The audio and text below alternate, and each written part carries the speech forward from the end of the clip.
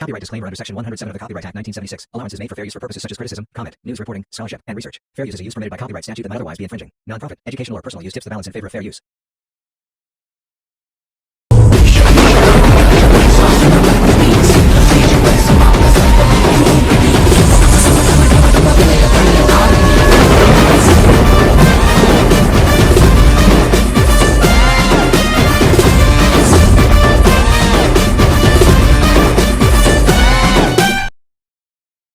అసురవంశస్థుడైన రంభాసురునికి మరియు జంతువైన మనిషికి పుట్టినవాడే మహిషాసురుడు.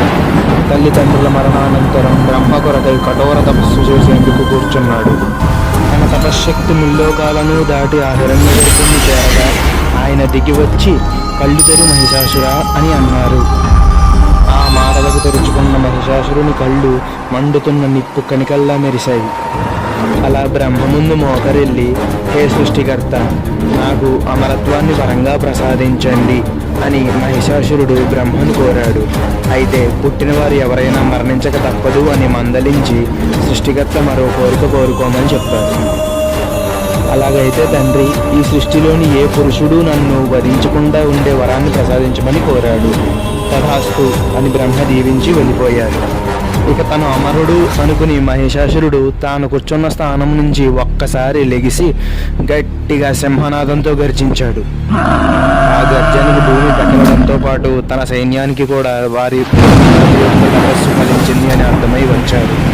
తనకొచ్చిన వరంతోనూ అశేషమైన సైన్యంతోనూ దేవేంద్రుడితో యుద్ధానికై స్వర్గానికి బయలుదేరాడు.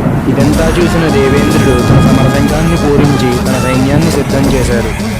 దేవతల సైన్యం అసుర సైన్యంపైకి సింహాల్లా విజృంభించారు. చుట్టూ యుద్ధఛాయలు అలుముకున్నాయి. అందరూ ఒకరిపై ఒకరు అస్త్రాలతో దాడి చేసుకుంటున్నారు. అలాంటి సమయంలో ఇంద్రుడు తన వజ్రాయుధంతో మహిషాసురుడిపై దాడి చేశాడు. కానీ అది తనని ఏమీ చేయలేదని అహంకారంతో నవ్వాడు మహిషాసురుడు.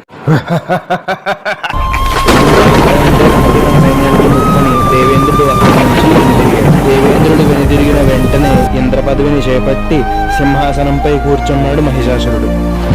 సహా దేవతలందరూ వెళ్ళి త్రిమూర్తులను శరణు వేడగా ముగ్గురు బాగా ఆలోచించి వారి శక్తులతో దివ్యమైన స్త్రీ స్వరూపాన్ని సృష్టించారు.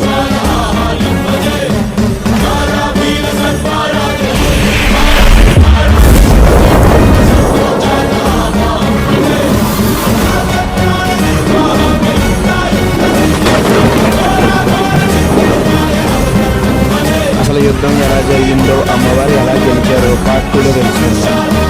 జై